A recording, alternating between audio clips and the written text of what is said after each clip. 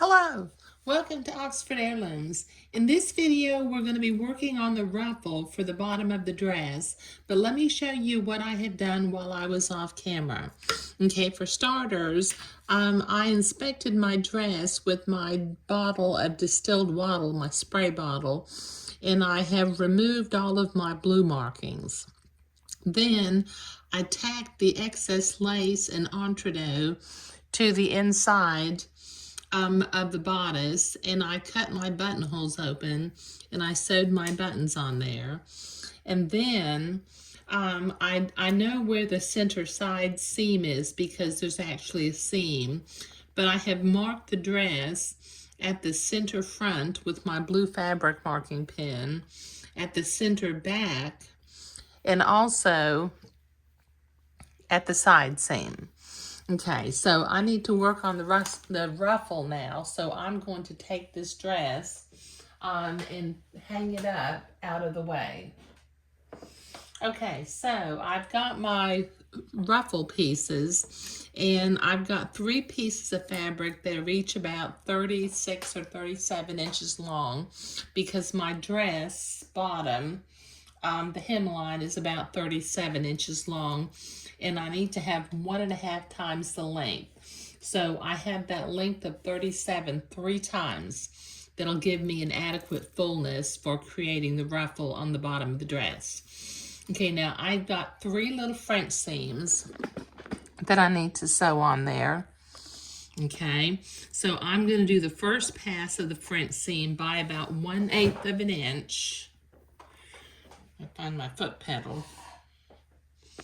I got the wanderingest foot pedal. Okay, so just 1/8 of an inch. Take my pins out as I come to them. And then I will go to the ironing board and press these seams to one side. And then come back and do the second pass of the French seam.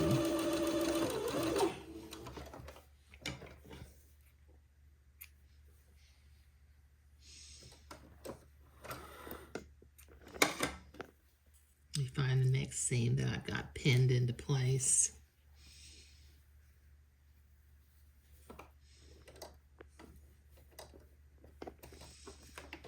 Okay, so 1/8 of an inch.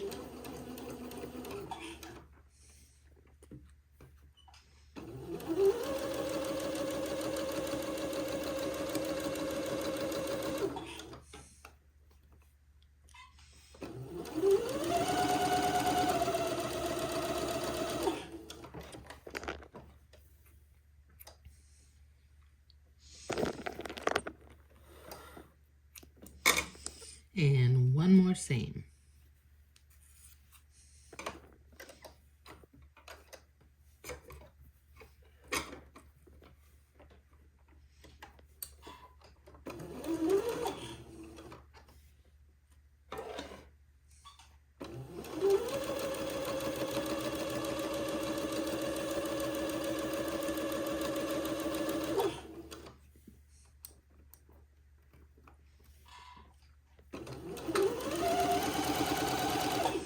Okay, all right, that's all 3 of them. So let me go to the ironing board and I will press these seams to one side, and then I'll come back and I'll sew the second pass of my French seams.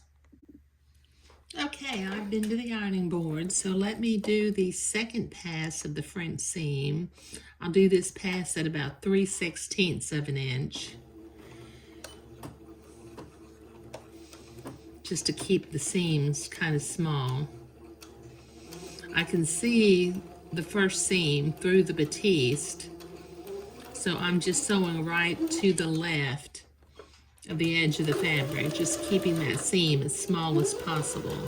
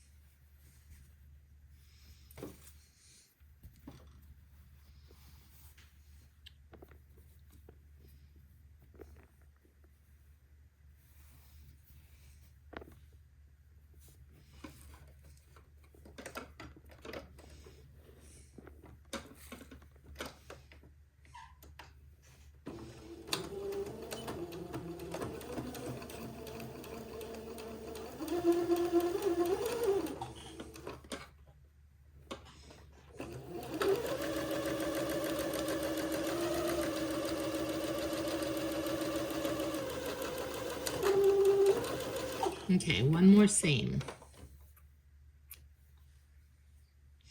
And then I'll go to the ironing board one more time and press my seams toward one direction.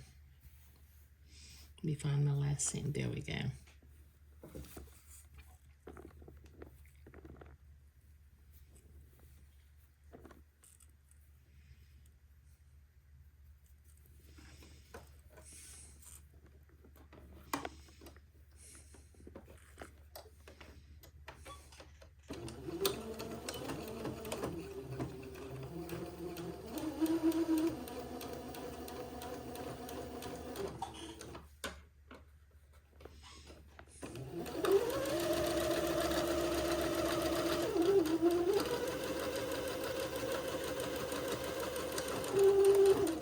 Okay, that's the third one. Okay, let me go to the ironing board one more time and I'll press that seam toward one side, and then we'll start zigzagging the lace onto the bottom of the ruffle. So let me go to the ironing board and I'll be right back. Okay, I've got those seams pressed. Now, I've got 3 seams, and I'm going to want one of the seams to be in the center back of the dress. So I've made a little blue mark, and the center back is where I'm going to start to zigzag my lace to the bottom of the ruffle. So I've got my machine set for a zigzag, the appropriate stitch length and stitch width for zigzagging lace on. And as you recall, I've got about 9 feet, 3 yards of ruffle to sew lace on. So this is going to take me a while to get this all sewn on.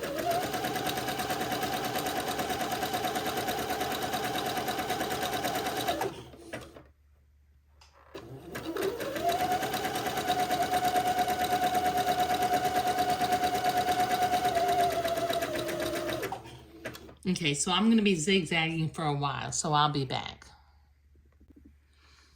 Okay, I've got that lace all zigzagged on, and I have started with my specialty scissors to trim away a little bit of the excess batiste from behind the lace. Now these scissors with their blunt rounded tips are perfect for doing this, because as you're cutting, the points, they're not pointy and they won't go through the holes of the lace and accidentally cut the lace also. These scissors are made by Havel. They've got this double bend so that you can get your hand in a good position. They're not available at the big box stores, so what I'll do is I'll put a link down below in the video description where you can order a pair for yourself if you need some. But let me cut. Like I said, I've got about 3 yards to trim, so that's going to take me a while to get it done.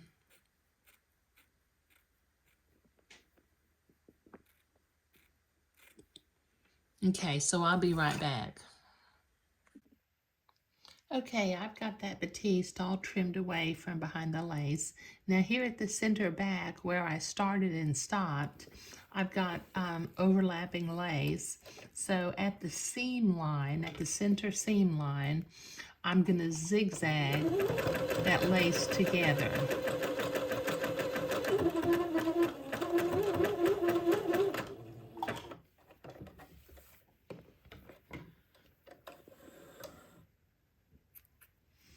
Let me clip my threads.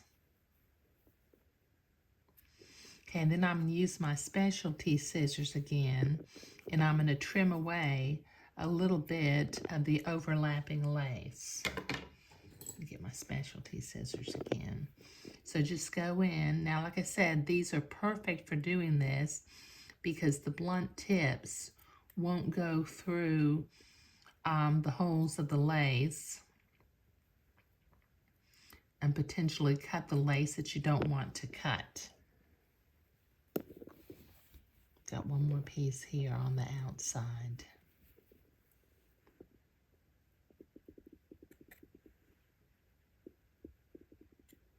There. That makes a nice little join. Okay, now the next thing that I need to do is I've got the center back marked, but I need to mark the center front and the two sides where they'll meet up with the side seams. So let me take a minute. It's kind of gotten twisted on me a little bit.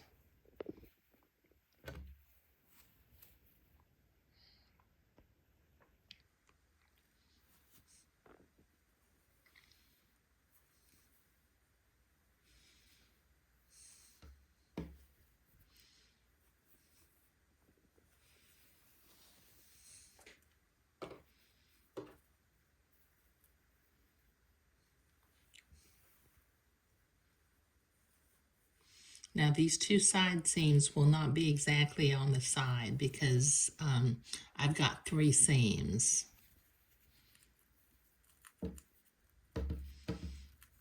Okay, here's the center front, so I'll mark it. And let me fold the center front up with the center back.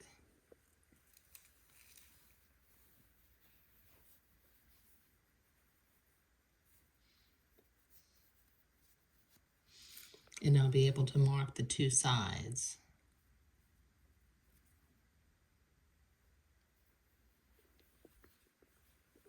There. Okay. All right. Now, in the next video, we'll work on actually attaching this ruffle to the bottom of the dress. But in this video, we were creating the ruffle. In the next video, I will sew some basting threads along the top of the ruffle before I attach it. But this turned out really nice, didn't it? Okay. Thank you.